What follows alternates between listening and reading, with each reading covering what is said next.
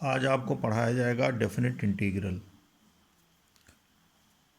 अब यहाँ पे डेफिनेट का मतलब हुआ कि जैसा इंटीग्रल जिसकी वैल्यू निश्चित हो, जैसे a to b f x d x. A आपका लोअर लिमिट है, बी अपर लिमिट है, एफ एक्स एक्स का फंक्शन है। सपोज करो कि एफ एक्स का जो इंटीग्रेशन है वो एफ एक्स प्लस कॉन्स्टेंट है।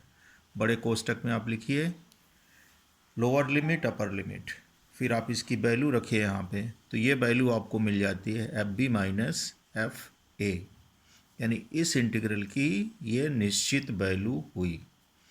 अब जैसे 1 to 2 एक्स का फंक्शन आप रख दो x square minus 3x plus 5 D x. आप इसको इंटीग्रेट करिए, लिमिट रखिए, फिर आप इसको कैलकुलेट कर लीजिए। कैलकुलेट करने के बाद फिर आपको इसकी वैल्यू आ जाएगी इतनी, तो ये वैल्यू आपकी क्या हो गई, निश्चित वैल्यू हो गई। दूसरा एग्जाम्पल यहाँ पे देख सकते हो कि 0 से π/2 dx upon a square cos square x plus b square sine square x. Rational function में पढ़े हो तो इसको इंटीग्रेट करने के लिए करते ये हैं कास स्क्वायर एक्स से डिवाइड कर देते हैं, ऊपर आपका सेक हो जाता है, नीचे आपका इस फॉर्म में आ गया।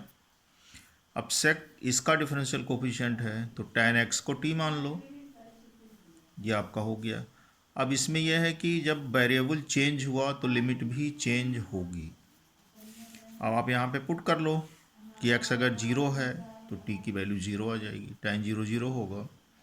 x π/2 तो tan π/2 आपका इनफाइनाइट होगा, तो ये लिमिट चेंज होके 0 से इनफाइनाइट हो जाती है। फंक्शन इस फॉर्म में आया, बी स्क्वायर कॉमन लिया तो d t upon t square plus a square हो गया, यानी ये फंक्शन आपका आ गया d x upon x square plus a square. Tan inverse के फॉर्म में इसका ये इंटीग्रेशन हुआ।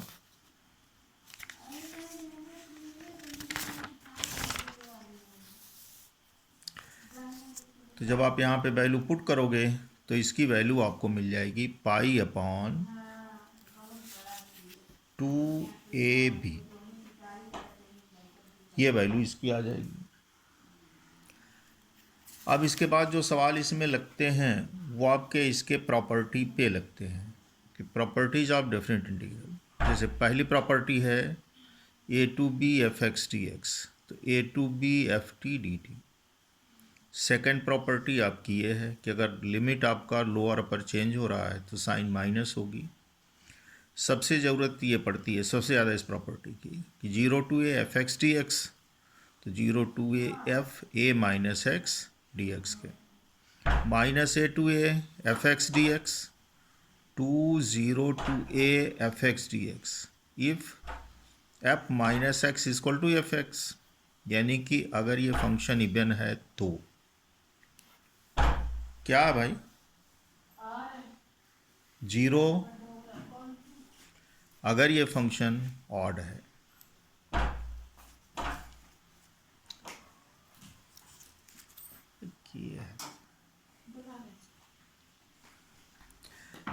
अब यहाँ पे चौथी प्रॉपर्टी आपकी ये है, पांचवी आपकी ये दी गई है, तो चौथी में भी है कि ये 2 टाइम होगा, इवन है ऑड है तो वैल्यू 0 होगी। पांचवी अगर ये इवन फंक्शन है तो इसकी वैल्यू इतनी होगी, अगर ये ऑड हो गया तो इसका मान यहाँ पे 0 हो जाता है। छठी है 0 से pi f sine x d x, इसका मान होता है 2, 0 से π/2 f sine x d x के। तब जो भी सवाल लगेंगे वो सारे आपके इस प्रॉपर्टी पे लगेंगे, यानी इस प्रॉपर्टी का यूज़ करके। क्वेश्चन आपके बहुत से दिए हुए हैं डेफिनेट इंटीग्रल में, लेकिन एक्चुअली मिलके कुल 5 या 6 क्वेश्चन बनते हैं। अब उन्हीं एक क्वेश्चन को कई फॉर्म में दिया हुआ, कई रूप में दिया हुआ है, तो एक क्वेश्चन 5 तरह से हो गया, तो संख्या बढ़ जाती है उसकी। अब यहाँ पे देखो, जैसे 0 to a D x upon X plus under root A square minus X square, 0 से π/2 न्यूमरेटर साइन एक्स है, denominator sine X plus cos X है, या लिमिट वही है, न्यूमरेटर कॉस एक्स है, denominator sine X plus cos X है। Limit वही है, अंडर रूट में भी हो सकता है, यानी पावर कोई भी हो इस पर, या इस फॉर्म में होगा। लेकिन ये सारे सवाल एक ही हैं और सबकी वैल्यू जो है वो सेम आती है।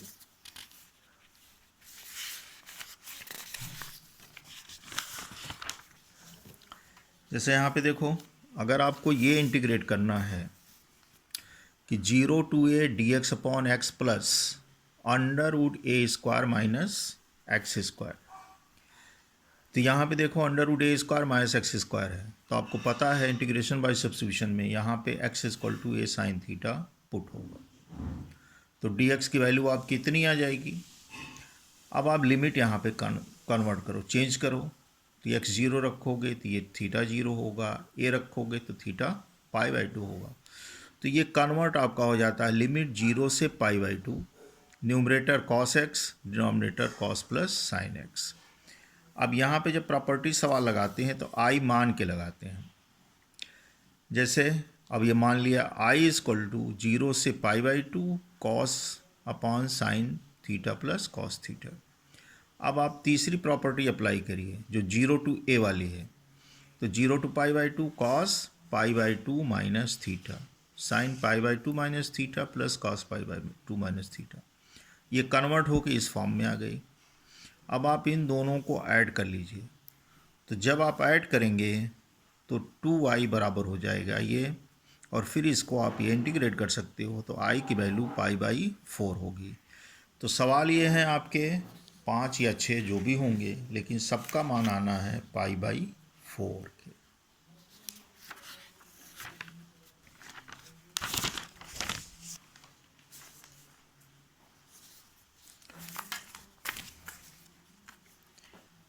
दूसरा सवाल आप देखो कि लिमिट 0 से पाई बाई टू ही है, न्यूमरेटर में साइन स्क्वायर हो या कॉस स्क्वायर हो, sign X plus cos x, इसकी इतनी वैल्यू होती है।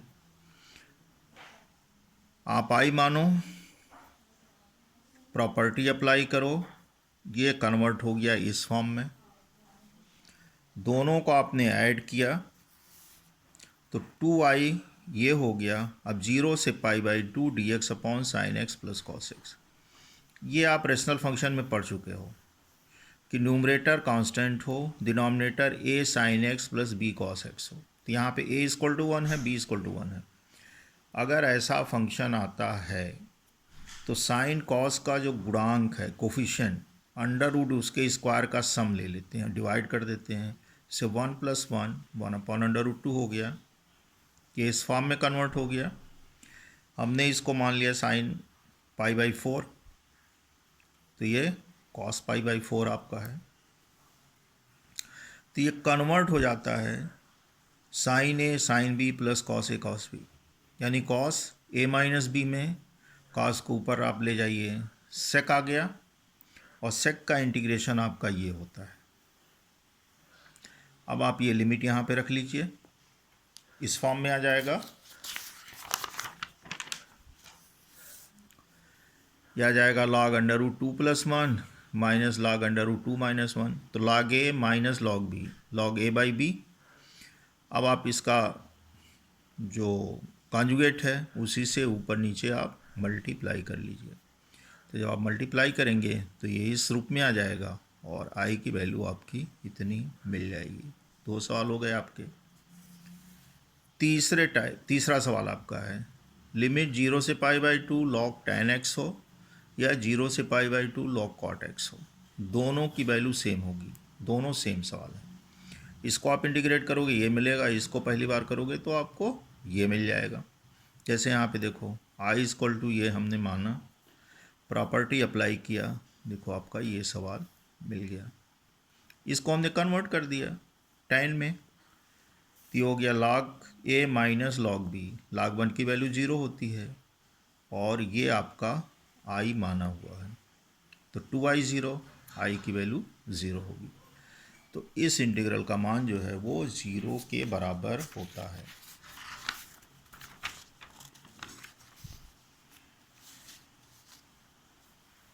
अब आप यहाँ पे देखो ये दोनों सवाल सेम हैं, 0 to 1 log 1 plus X upon 1 plus X square D X, ये बराबर हो जाएगा, इसमें कन्वर्ट हो जाएगा, इसकी वैल्यू इतनी होती है। अब यहाँ पे देखो 1 प्लस एक्स स्क्वायर, मतलब ये square plus X square, constant variable के बीच की साइन पॉजिटिव है, इसका मतलब हम यहाँ पे tan थीटा पुट करेंगे। तो जब tan थीटा ये पुट होगा तो लिमिट जब कन्वर्ट हो जाएंगे तो लिमिट आपकी चेंज हो जाएगी 0 से π/4। ये सवाल आपको कन्वर्ट हो गया 0 से π/4 log 1 प्लस tan थीटा, इस फॉर्म में आ गया। अब आप इसको इंटीग्रेट करिए, तो आई मान लीजिए, प्रॉपर्टी आप अप्लाई करिए, तो हो जाएगा tan a minus B, tan a minus tan b, 1 plus tan a tan b, ये इस फॉर्म में कन्वर्ट हो गया आपका।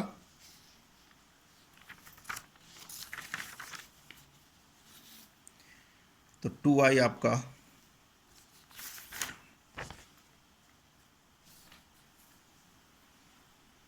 तो i बराबर हो गया 0 to π/4 log 2 upon 1 plus tan theta. अब आपका हो गया log a/b log a minus log b के, ये आपका i है, 2i हो गया π/4 log 2, i equal to π/8 log 2 के। तो आपका ये 4 सवाल हो गया। पांचवा, 0 to 1 sine inverse x upon x dx, 0 to π/2 theta cos theta, 0 to π/2 log sin x dx, 0 to π/2 log cos x dx, 0 to π log 1 plus cos x dx। अब आपका देखो 1 2 3 4 5 सवाल है ये, लेकिन है सवाल आपका ये भी यहीं आएगा, ये भी कन्वर्ट होगा यहीं, ये भी यहीं आएगा, ये भी आपका यहीं आएगा। तो आपको ये लगाना है, बस ये है कि आपको ये कन्वर्ट कैसे हो रहा है। यहाँ पे देखो, अगर हमको ये लगाना हो तो सबसे पहले हम इन्वर्स को ख़त्म करेंगे। तो इन्वर्स को ख़त्म करने के लिए हमको x बराबर साइन थीटा रखना पड़ेगा। हमने रखा साइन थीटा, तो लिमिट देखो कन्वर्ट हो गई यहाँ पे 0 से लेकर के π/2 कन्वर्ट हो गया ये। तो ये सवाल आपका कन्वर्जन हो गया इसमें। अब अगर आपको ये सवाल इंटीग्रेट करना है तो ये हो गया आपका x cot x dx, by part integration में पढ़ाया गया होगा x cot x को। तो बाई पार्ट इंटीग्रेट करिए, साइन π/2 रखिए तो log की वैल्यू 1 आ जाएगी, 0 हो गया, 0 आपने रख दिए तो ये 0 ख़त्म हो गया, ये आपका मिल गया। यानी 0 से π/2 log sine theta D theta, यानी ये सवाल आ गया। अब आप इसको देखिए,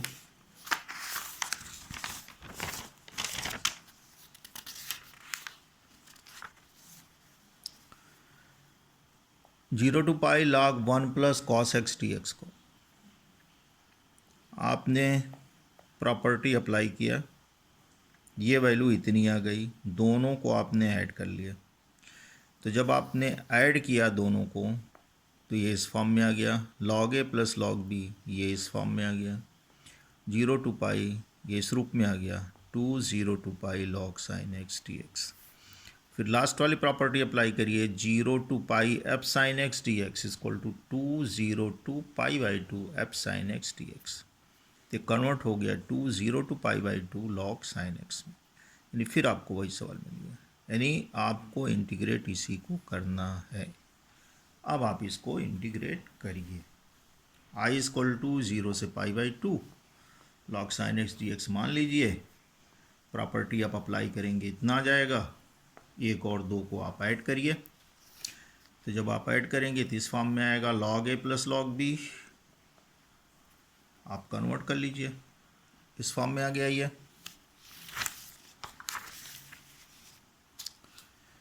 अब आपका देखिए log a बाई बी करिए, log a minus log b। अब यहाँ पे देखिए x का जो गुणांक है 2 है, तो इसको हमको 1 करना है, तो इसी को पुट करेंगे, 2x इक्वल टू t, तो dx इतना हो गया है। x की वैल्यू जो दी गई है लिमिट आप चेंज करिए, तो लिमिट आपका चेंज हो गया, तो ये आ जाएगा हाफ 0 से पाई log sin t dt minus आप इसको इंटीग्रेट कर सकते हो log 2 x 0 से π/2। तो 0 से π/2 ये आपका इंटीग्रेशन हो गया। अब यहाँ पे देखो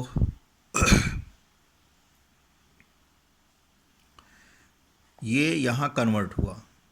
तो जो प्रॉपर्टी आपकी ये लिखी हुई है, दे रहा हूँ यहाँ पे 0 से pi f sin x dx is equal to 0 to pi by 2 f sin x dx।